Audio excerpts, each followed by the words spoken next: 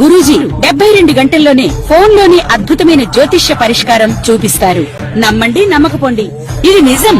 శ్మశాన కాళి రుద్ర చౌడీదేవి ఆరాధకులు నంబర్ 1 వశీకరణ స్పెషలిస్ట్. గురూజీ మనిషి పుట్టుక నుండి చనిపోయే వరకు వచ్చే అన్ని క్లిష్టమైన సమస్యలకు పరిష్కారం ఇక్కడ లభిస్తుంది. విద్య, ఉద్యోగం, వ్యవహారం, స్త్రీ ప్రేమ, పెళ్లి, సంతానం, స్త్రీ పురుష వశీకరణం, భూవశం, భార్యాభర్తల కలహాలు, కోర్టు సమస్యలు, విడాకుల సమస్యలు, చేతబడి, అప్పుల బాధ, ఇంకా మీకు ఎలాంటి సమస్యలు ఉన్నా 72 గంటల్లోనే. కర్కాటక రాశి వారికి చిన్న చిన్న ఇబ్బందులు అనేటువంటివి ఈ మాసములో ఉన్నప్పటికీ కూడా అతి కష్టము మీద కార్యసాధన అనేటువంటిది చేసుకొని తీరుతారు. మానసికమైనటువంటి క్లేశముగా ఉన్నప్పటికీ, కించిత్ బాధ అనేటువంటిది కలిగినప్పటికీ పట్టుదలతో విజయం సాధించి తీరుతారు. అయిన వాళ్ళ వల్ల చిన్న చిన్న ఇబ్బందులు అనేటువంటివి కలిగే పరిస్థితులు గోచరిస్తూ ఉన్నాయి. కాబట్టి జాగ్రత్తగా మాట్లాడండి, తప్పకుండా విజయం సాధించి తీరుతారు. ఎంత మౌనముగా ఉంటే మౌనేన కలహము నాస్తి అనేటువంటి అభిప్రాయముతో తక్కువ మాట్లాడి ఎక్కువ ప్రయోజనము, పని మీద శ్రద్ధ పెట్టండి. విజయ పదములో ముందుకు నడిచేటువంటి ప్రయత్నాలు చేస్తారుగాక. సాయంకాలము పూట మీకు అన్ని శుభవార్తలు అనేటువంటివి ఒక్కొక్కటి అందుతూ వస్తాయి. ఏది ఏమైనా అష్టమి, దశమి, ద్వాదశి, చతుర్దశి ఈ తిథులలో మీకు కొంచెము మేలు జరిగేటువంటి ప్రయత్నాలు జరుగుతాయి. మీరు ఊహించని విధముగా కొన్ని మార్పులు చేర్పులు చేసుకోవాల్సినటువంటి అవసరం ఏర్పడుతుంది. కొన్ని విజయాలు సాధించి తీరుతారు. ఒక చిన్న మానసికంగా ఇబ్బంది పడేటువంటి దాన్ని వదిలిపెట్టేసి మిగతాటివన్నీ పూర్తి చేద్దాము, తర్వాత చూద్దాము దీని సంగతి అని వదిలేయటము మంచిది అనేటువంటిది తర్వాత మీకు తెలుస్తుంది. అప్పుడు వదిలేసినటువంటి దానివల్ల ఇది నాకు మేలు జరిగింది అనేటువంటి భావనతో ముందుకు వెళ్లే ప్రయత్నాలు చేస్తారు కాక. అన్ని రంగాలలో ఉండేటువంటి వాళ్లకు ఖచ్చితముగా యోగప్రదముగానే ఉంటుంది. ఇంకా మెరుగైనటువంటి ఫలితాలు మీరు కావాలి అనుకునేటువంటి వాళ్ళు మీ వ్యక్తిగతమైనటువంటి జాతకాలను మీకు నచ్చిన వాళ్ళ దగ్గర చూపించుకొని చేసుకోండి, తప్పకుండా మేలు జరుగుతుంది. జయోస్తు. శ్రీ మహాగణాధిపతయ నమః. ఐం మహాసరస్వత్యే నమః. శ్రీ లలితాంబికాదేవియే నమః.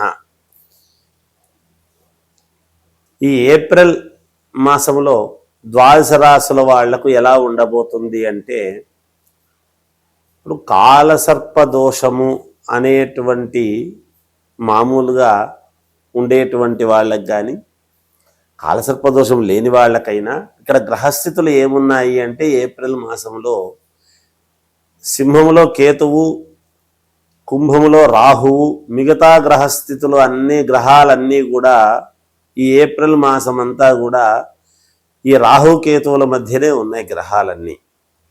అంటే మీనంలో శని, అలాగే కుజబుధులు, రవి ఉండి మళ్ళీ వెళ్ళటము, ఇలా గురువు మిథునములో ఉండటము, ఈ రాహువు కేతువు మధ్యనే ఉండేటువంటి దాని వలన ఒక రకంగా కాలసర్పదోషము అనేటువంటిది ఉండేటువంటి వాళ్ళకైనా లేని వాళ్ళకైనా కూడా, అంటే అందరికీ కూడా ఒక్కసారి ఎవరెవరు వాళ్ళ జాతకాలు చూసుకోవాల్సినటువంటి అవసరము, ఆవశ్యకత ఏర్పడుతూ ఉంది అనేది చెప్పొచ్చు. అయితే మరి రాసుల ప్రకారముగా ఇవి ఈ విధముగా ఉండేటువంటి వాళ్లకు ఎవరికి మేలు జరుగుతుంది, ఎవరికి అనుకూలముగా ఉంటుంది అనేది మరి 12 రాసుల వాళ్లకు ఉంటుంది కదా. అలా ఉండినప్పటికీ సహజంగా చాలామంది జాతకాల్లో రాహు కేతువుల మధ్యనే గ్రహాలు ఉంటాయి.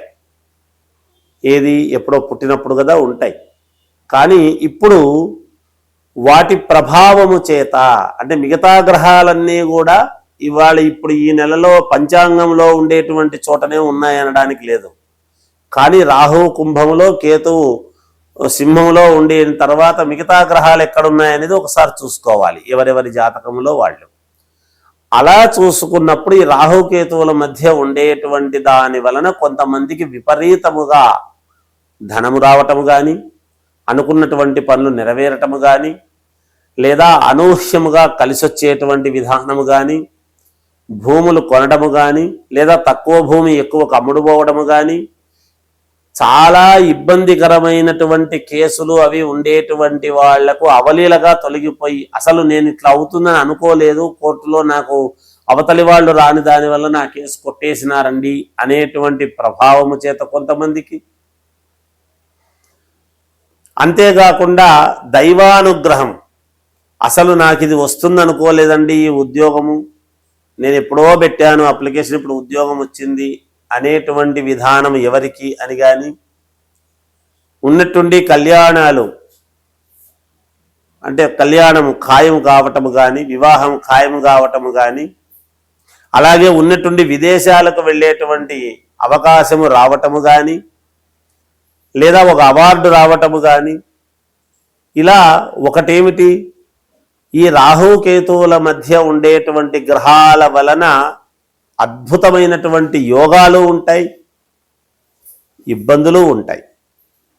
ఎవరి జాతకంలో ఇబ్బందులు ఉంటాయి, ఎవరికి అనుకూలముగా ఉంటున్నది, ఎవరికి అనుకూలముగా లేదు అనేటువంటిది ఇక్కడ ప్రాధాన్యతగా కావాల్సినటువంటి. నిజానికి రాసుల ప్రకారముగా చూసినప్పుడు ఎవరెవరి ఏ ఏ రాశి వాళ్లకు ఎలా ఉండబోతుంది అనేది ఇప్పుడు మనము తెలుసుకునే ప్రయత్నం చేద్దాము. అంతేకాకుండా లగ్నము చాలా ముఖ్యము. మొట్టమొదట ఎవరు ఏ లగ్నములో పుట్టారు, నేను ప్రతిసారి చెప్తాను, ఏ లగ్నములో పుట్టాము, లగ్నానికి మిగతా గ్రహాలన్నీ కూడా ఎక్కడెక్కడ ఏమున్నాయి అనేటువంటిది చాలా ప్రాధాన్యత. ఎందుకంటే ఒక్కొక్క అయ్యో ఫలానా రాశి వాళ్ళందరూ ఒకే లగ్నంలో పుట్టాలి అని ఉండదు కదా, అందువలన ఆ లగ్నము ఇంపార్టెంట్ అవుతుంది. అలా ఎవరికి వాళ్ళు మీ మీ యొక్క వ్యక్తిగతమైనటువంటి జాతకాలు మీకు నచ్చినటువంటి వాళ్ళ దగ్గర, మీకు నచ్చిన జాతకుల దగ్గర, జాతకము చెప్పేటువంటి వాళ్ళ దగ్గర చూపించుకొని దానికి తగినటువంటి విధముగా చేసుకోండి. తప్పకుండా విజయము అనేటువంటిది మీ చెంత ఉంటుంది. మనము ఏదైనా ఎప్పటికప్పుడు పరిహారాలు అనేటువంటివి చేసుకుంటూ ఉంటేనే కదా జీవితం. ఆకలైనప్పుడు అన్నం తింటేనే కదా కడుపులో కొంచెము మరి అనుకూలముగా ఉండటానికి, ఏదో ఒకటి, అన్నమే కాకపోయినా ఏదో ఒకటి.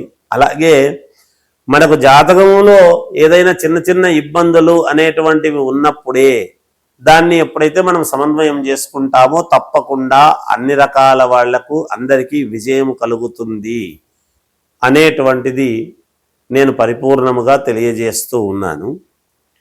ఇక ఈ రాహు కేతువుల మధ్య ఉండేటువంటి వాళ్ళకని ఉండని వాళ్ళకైనా 12 రాసుల వాళ్లకు ఎలా ఉండబోతుంది ఈ మాసమంతా, ఏప్రిల్ మాసమంతా